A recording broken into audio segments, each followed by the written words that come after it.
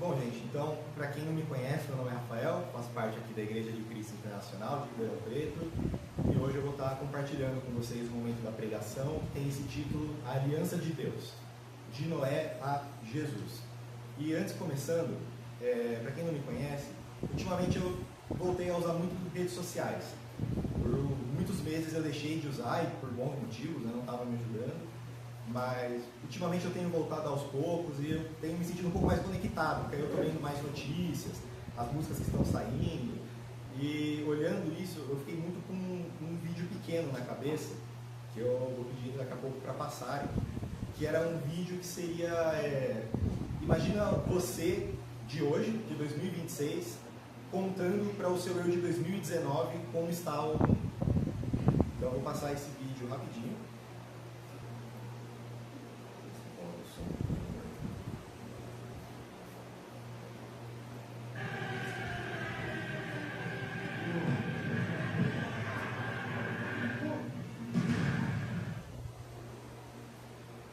Então esse era o vídeo, é bem curtinho, mas você percebe, então a menina que seria de 2026 está contando o que aconteceu nesses últimos 6 anos, e a outra que seria o eu de 2019 está completamente chocado de tudo que aconteceu,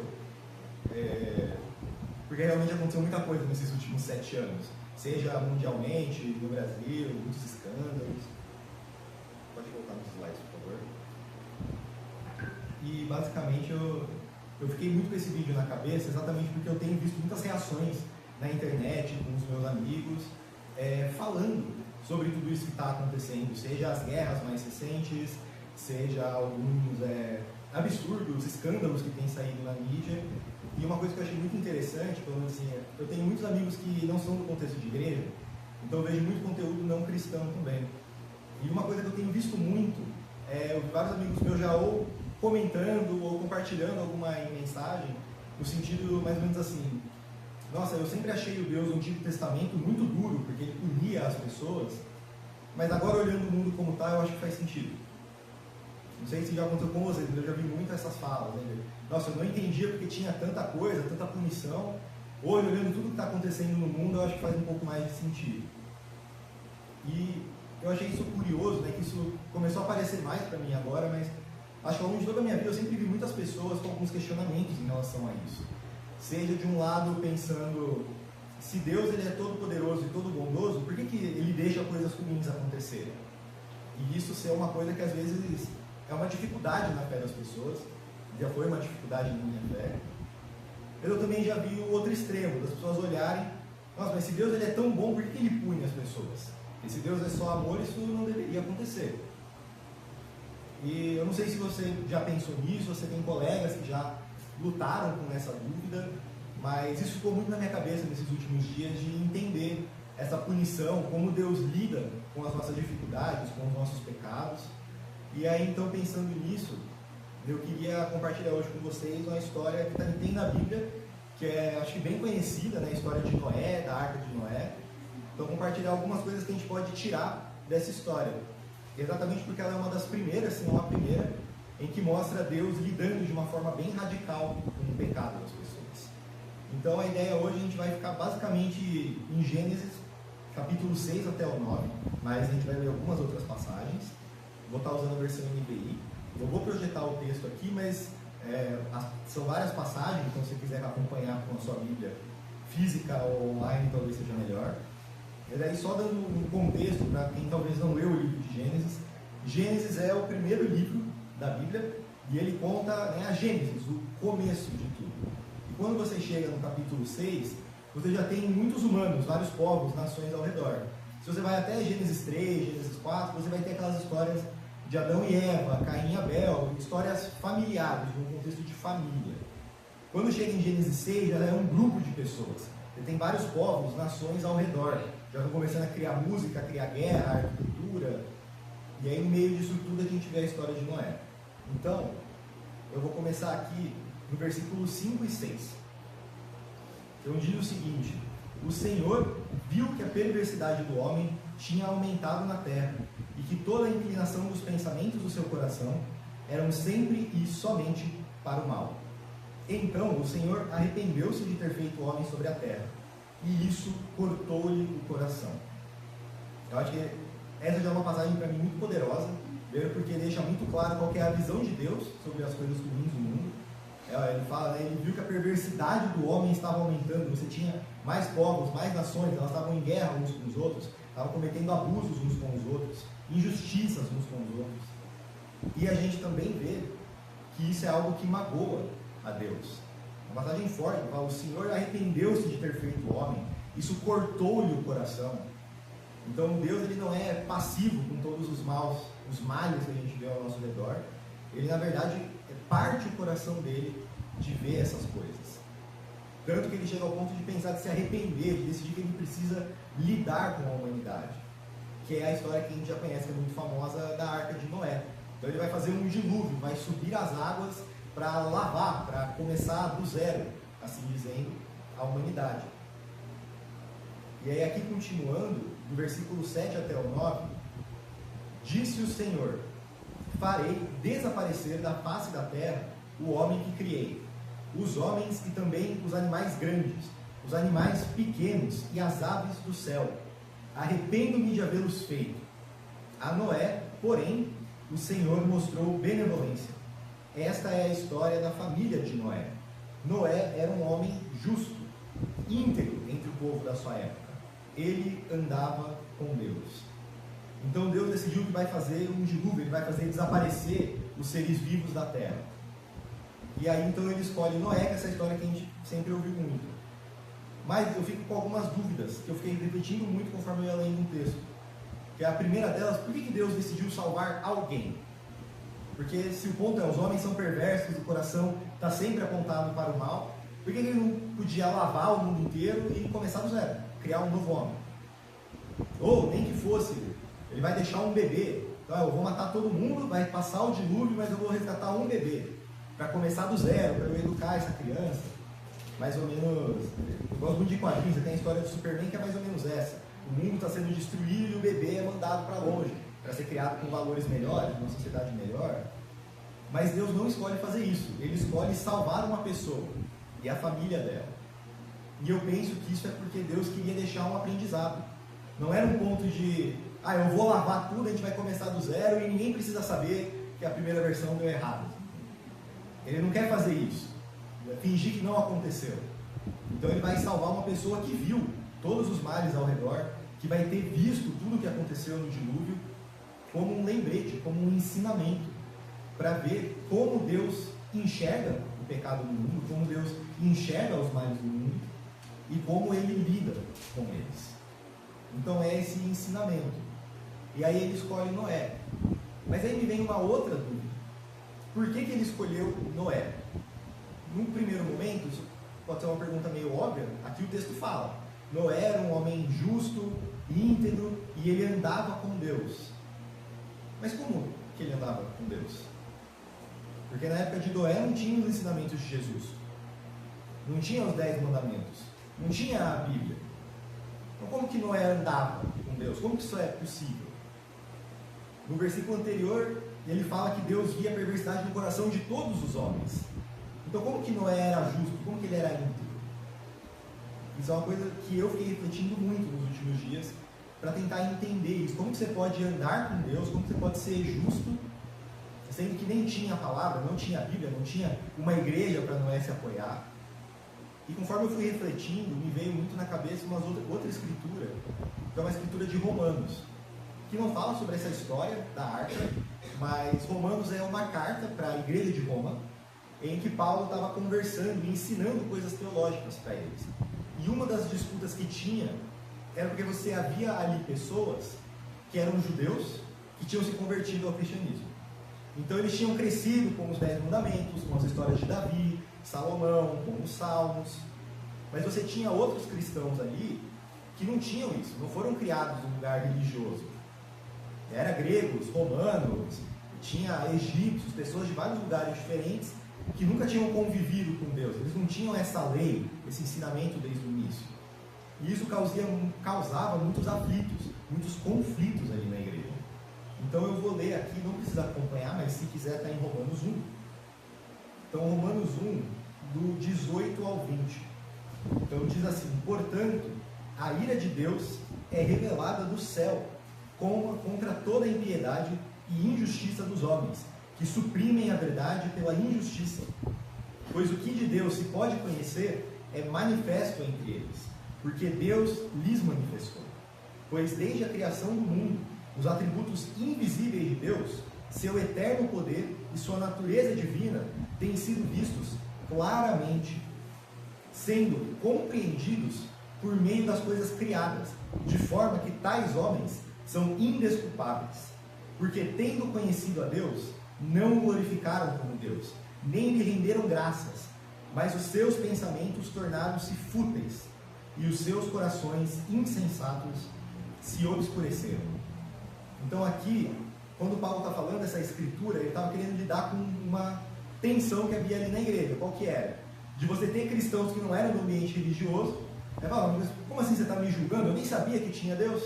Eu conheci a Bíblia só agora, eu vi Jesus só agora. Como você está me julgando, falando que eu sou pecador, falando que eu não segui a Deus, se eu nem sabia que tinha Deus? E hoje a gente pode aplicar até para contextos que a gente tem aqui desde o início da história do Brasil. Você tinha uma dúvida muito grande. Mas como que você vai julgar os indígenas, falar que eles são pecadores? Eles estavam aqui na América, eles não conheciam a Bíblia. E aí Paulo, ele responde para esse argumento de uma maneira que é polêmica, mas a Bíblia às vezes é polêmica. E ele fala que não tem desculpa, porque ele diz que a própria criação é testemunha de Deus.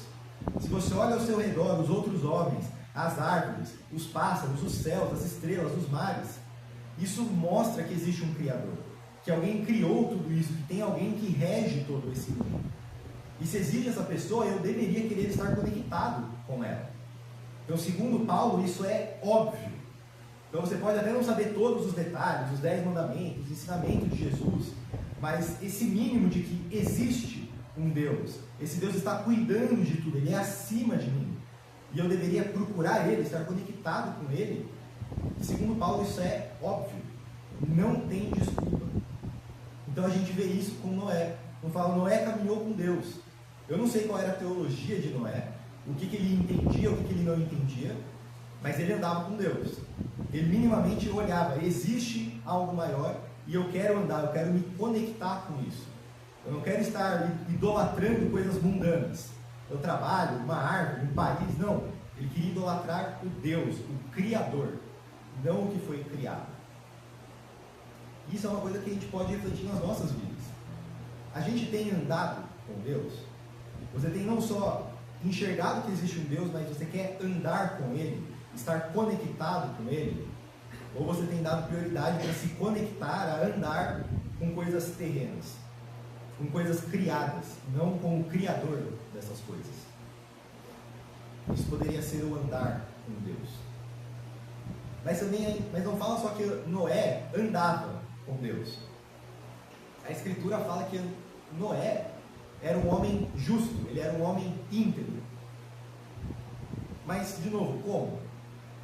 E aí me vem uma outra passagem de Romanos, então é o mesmo argumento que Paulo está falando, é só uns versículos depois, que está lá no capítulo 2, que diz assim: porque não são os que ouvem a lei que são justos aos olhos de Deus, mas os que obedecem à lei, estes serão declarados justos. De fato, quando os gentios que não têm a lei praticam naturalmente o que ela ordena, tornam-se lei para si mesmos, embora não possuam a lei, pois mostram que as exigências da lei estão gravadas em seus corações. Disso dão testemunho também a consciência e os pensamentos deles, ora acusando-os, ora defendendo-os.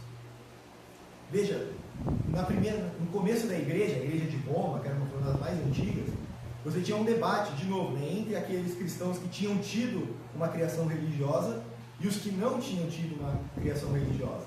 E qual que era o ponto? Segundo os judeus, aqueles que tiveram uma criação religiosa, eles olhavam com julgamento para os gentios. Então, olha, vocês não têm a lei, vocês nunca observaram a lei, eu sou um cristão melhor. E aqui Paulo vai contra, não adianta só ouvir a lei, você tem que praticar. Então, não, esse argumento não é válido. Porém, do lado dos gentios, você tinha um outro argumento. Qual que era o argumento? Não, realmente, os judeus são pecadores, eles têm que ir para o inferno, porque eles tinham toda a lei e não cumpriram. Eu não tinha lei. Então, como você está me julgando por uma lei que eu não conheço?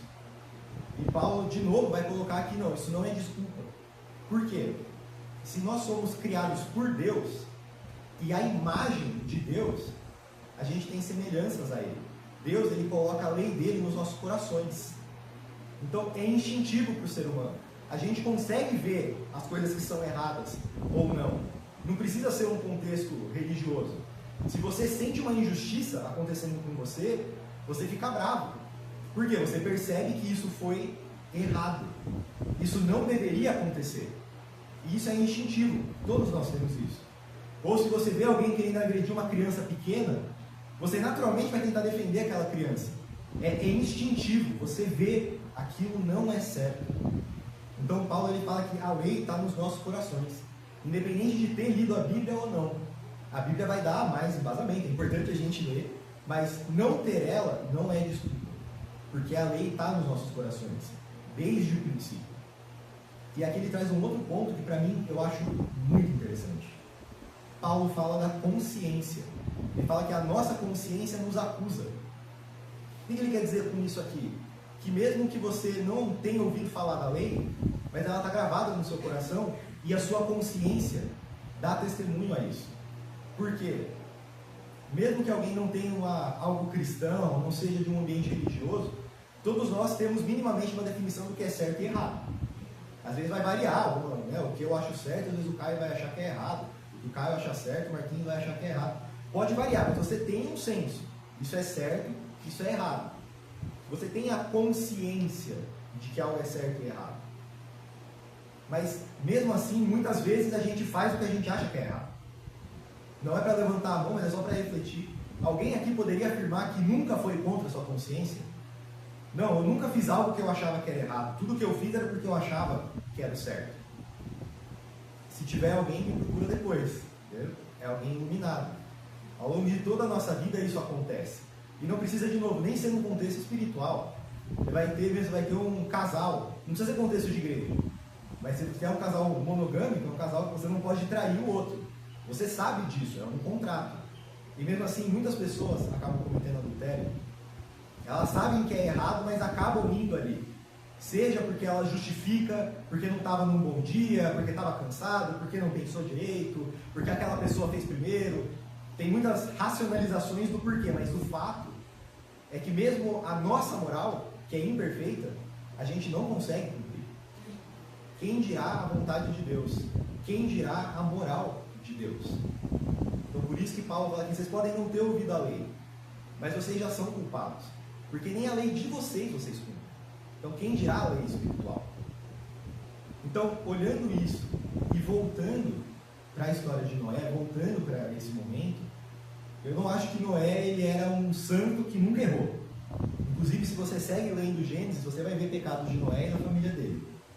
Mas o texto fala que Noé era justo e íntegro. Então ele tinha uma moral, ele entendia o que era certo, o que era errado, e ele tentava fazer isso. Provavelmente falhou muitas vezes, porque fala que a maldade estava no coração de todos os homens. Mas ele pelo menos tentava. Ele via a consciência dele e seguia ela. Os outros homens podiam até saber que era errado, mas faziam. Vocês já ouviram alguém, eu sei que é errado, mas eu vou fazer. Os homens daquela época faziam muito isso. E Noé não, ele tentava seguir a consciência dele. Ele tentava caminhar com Deus. E aí, de novo, vamos olhar para as nossas vidas. A gente tem conseguido ser justo e íntegro? De novo, não é 100%, ninguém nunca vai ser 100%. Mas você tem tentado ser íntegro com os seus valores? Você tem tentado fazer eles? O que você acha que não é para fazer, você tem tentado não fazer? Ou você tem ido a Deus dará? É o que deu na telha do dia, você faz. Mesmo sabendo que talvez não é o melhor, mas você vai lá. E você vê essa diferença. Então Noé era um homem justo, era um homem íntegro, era um homem que andava com Deus. Então aqui você vê, Deus está passando o dilúvio para mostrar, eu não concordo com esse mal que está acontecendo, com as guerras, com os abusos, com as injustiças, e eu vou lidar com isso. Mas ele salva Noé e a família dele. Na minha visão, para ser um exemplo. Então, quem aqui tem filho pequeno ou criança pequena na família sabe que se a criança faz alguma coisa que é boa, você parabeniza a criança, dá um doce, bate palma, você quer mostrar para ela, isso aqui é o certo, continue fazendo isso. Se a criança faz algo errado, você vai dar uma bronca, você vai castigar, você quer deixar claro, isso não é bom. A história do dilúvio a gente pode enxergar dessa maneira. Deus está deixando claro o que ele não gosta nos homens e o que ele aprova. Qual é o exemplo que ele não quer que seja seguido, qual é o exemplo que ele quer que seja seguido. E Noé é esse exemplo, justo, íntegro e andando com Deus. Esse é um dos exemplos, tem vários exemplos bons na Bíblia, mas esse é um exemplo de alguém que deveria seguir, tanto homens quanto mulheres. Está fazendo sentido? Sim? Maravilha.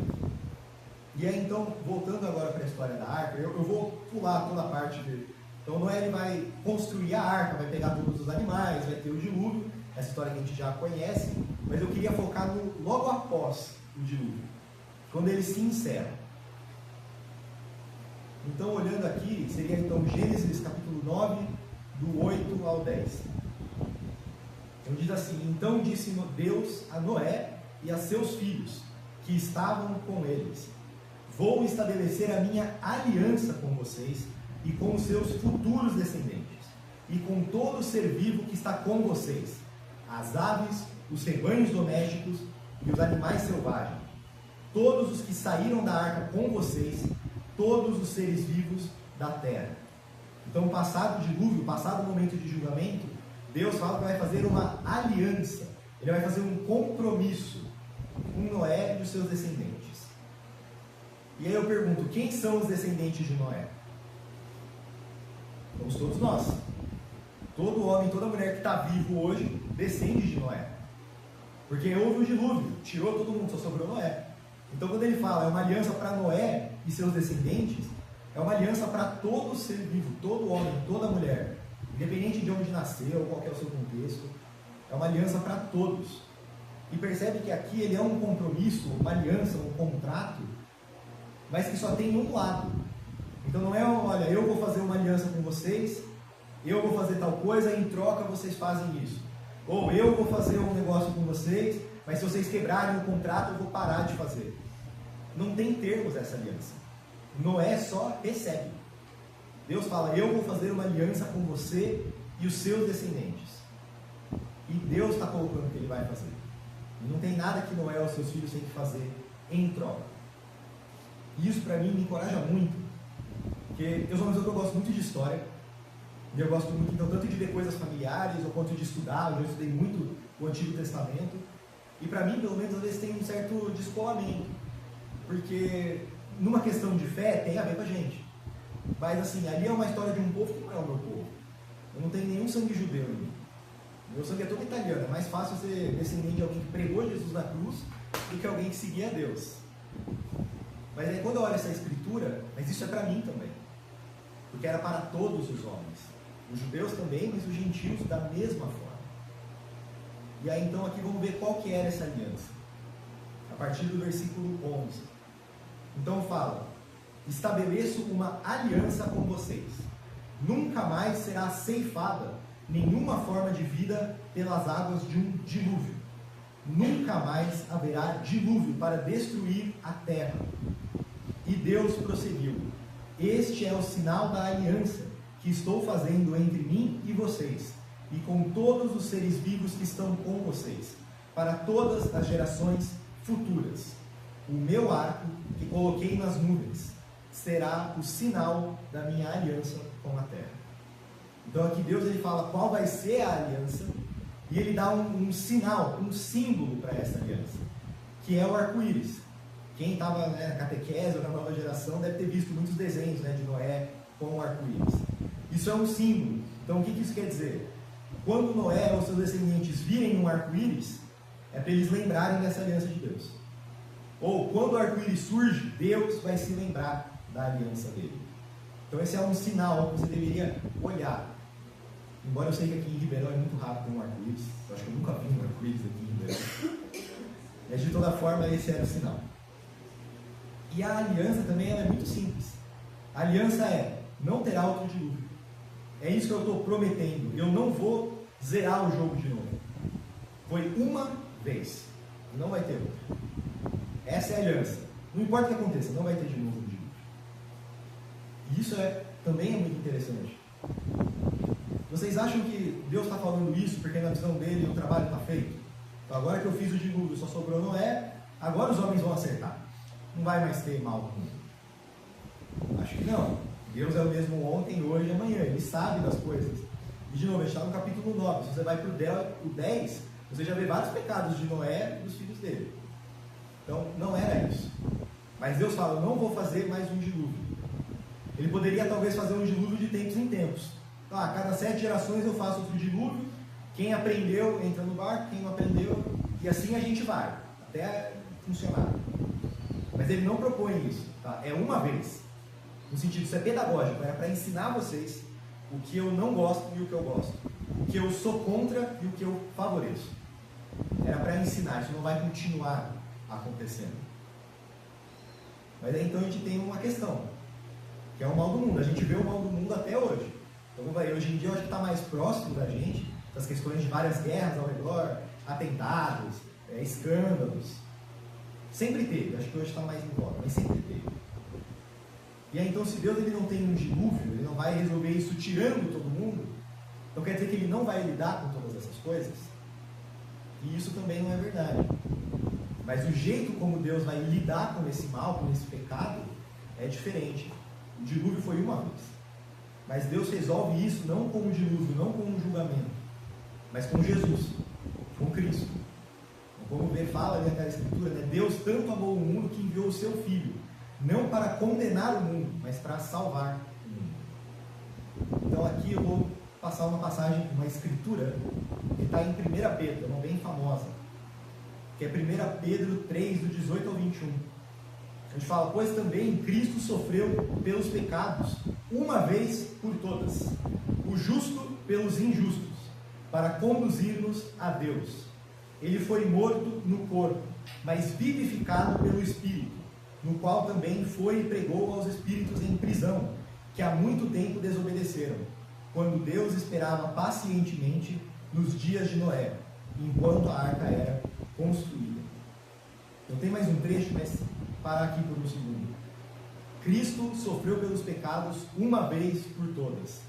Então, tinha que ter um julgamento, não pode deixar todo esse pecado no mundo e não lidar com ele. E foi lidado, mas quem levou a culpa foi Jesus, o justo pelos injustos. Então, se você pensa aquela pessoa que você detesta, se é uma figura política, alguém que está cometendo guerra ou genocídio, ou foi muito ruim para você, para sua família, você fala, nossa, mas essa pessoa merece ser fulminada. Merece. Mas Jesus foi fulminado no lugar dessa pessoa. Foi lhe dado o pecado, mas não ela. Jesus morreu inclusive por essa pessoa. Inclusive pelas pessoas que a gente olha e diz que são pecadores, que são maus, e são mesmo. Mas Jesus morreu por essas pessoas. Lidou com o pecado uma vez por todas. E isso vale para a gente também. Já houve momentos que você sentiu que não era digno. Ah, não, mas eu sou um pecador muito grande, olha tudo isso que eu faço, que eu continuo a fazer. Eu não mereço essa graça, eu não mereço esse amor. Não dá. Se você sente isso, mas eu mereço ser castigado, eu não mereço ser perdoado. Realmente, você não merece ser perdoado. Mas Deus te perdoou. Realmente, você merece o julgamento. Mas Jesus sofreu no seu lugar. Ele que pagou, o justo pelos injustos. E é assim que Deus lidou e lida com o mal ao nosso redor. E aqui você vê no final que ele faz uma ligação do que Jesus fez com o tempo de Noé. E aí eu vou dar sequência aqui, no final dessa passagem, onde diz, né, falando sobre a arca. Nela, apenas algumas pessoas, a saber, 8, foram salvas por meio da água.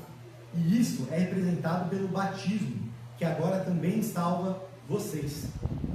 Não a remoção da sujeira do corpo, mas o compromisso de uma boa consciência diante de Deus, por meio da ressurreição de Jesus Cristo. Então aqui a gente vê Pedro fazendo um paralelo da arca com o batismo. O batismo salva, do mesmo jeito que a arca salvou lá atrás. Então se você é batizado, se você aceitou esse presente de Jesus, você está salvo. E aqui deixa bem claro, não é pela água, não é que a água é santa, não. Mas é pelo bom compromisso que você assume no momento do batismo. Esse momento que você está aceitando o que Jesus fez por você. E você é salvo. Não pela água, mas por um compromisso. E um compromisso de uma boa consciência. Não o compromisso de ser perfeito. Não o compromisso de não pecar mais. Não o compromisso de eu vou lutar, eu vou ficar nesse pecado, e a hora que eu parar de fazer ele, eu vou ser digno. Não. Todos nós somos pecadores e vai ser até o final da vida. Não é isso. Mas se você tem um comprometimento de andar com Deus, você está perdoado. E você está salvo. Não é nada que a gente faz. É tudo que Jesus faz. Então é ter uma boa consciência. Do mesmo jeito de Noé. É querer estar perto de Deus. Andar com Deus. Tentar ser íntegro. Tentar ser justo. Não quer dizer que vai ser 100%. Mas você tentar, você ter essa consciência. Se você assumir esse compromisso, você é salvo. Não o compromisso de ser perfeito. Porque se desse para a gente não pecar, não precisava de Jesus. Se desse, Jesus não tinha vindo aqui. Mas Ele veio por nos amar. Para que a gente pudesse ter relacionamento com Deus. Não pelo que a gente faz, mas pelo que Jesus fez. E você vê essa simbologia na Arca de Noé. E para fechar todo esse raciocínio, a gente falou do sinal. Lá atrás da aliança de Noé, ele dá um sinal, que é esse arco-íris. Então quando você vê o arco-íris, você tem que se lembrar dessa minha aliança, de que não vai haver dilúvio. Vocês já se perguntaram por que um arco-íris? Tudo bem, esse é o sinal, mas por que esse é o sinal? E uma coisa interessante, aqui em português a gente fala arco-íris, né? Que é aquela luz, as 7 cores. Mas no hebraico não tinha uma palavra para arco-íris. A palavra que ele usa simplesmente quer dizer arco. Como um arco de guerra, um arco e flecha. Então é isso que quando Deus está falando, eu vou deixar o meu arco nas nuvens. E aí tá, tudo bem, mas por que o arco é um sinal? Para onde o arco está apontado? Para cima. O arco está apontado para cima. Esse é o sinal da aliança, porque esse é um sinal que a punição que Deus vai dar, é Ele que vai receber. A ira dele não é você que vai receber, mas é Jesus, o próprio Deus que estava no alto e desceu. Então é para mostrar isso. Esse é o sinal, para a gente lembrar que não vai haver um dilúvio, porque Deus vai levar o golpe pela gente. Ele que vai nos deixar redimidos. E aí então, para finalizar, essa imagem que eu tirei, ela é a capa de um álbum, de um louvor que fala sobre isso. E então eu vou pedir para a gente passar esse louvor. Esse vai ser o louvor de encerramento, depois eu só volto para dar uma última coisa e orar para a gente. Aí só para falar, o louvor ele está em inglês, então eu vou deixar a legenda aqui, em português.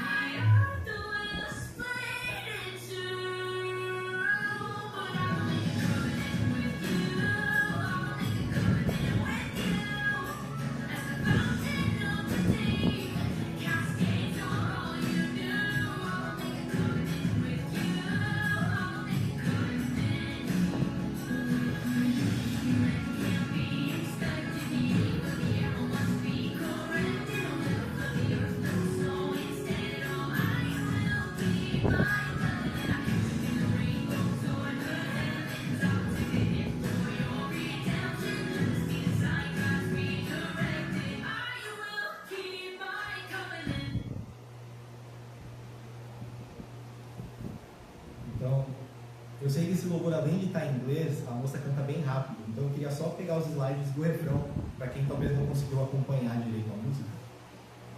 Então, você honrar a sua palavra não pode ser esperado. A mira da flecha tem que ser alterada. Eu nunca mais inundarei a terra, Noé. Não. Ao invés, eu manterei a minha aliança. Eu te protegi da chuva. O arco aponta para os céus. Eu levarei o golpe para a sua redenção. Que esse seja o sinal. A ira foi redirecionada. Eu vou manter a minha aliança. Então, para finalizar, eu queria chamar a gente a refletir ao longo da nossa semana.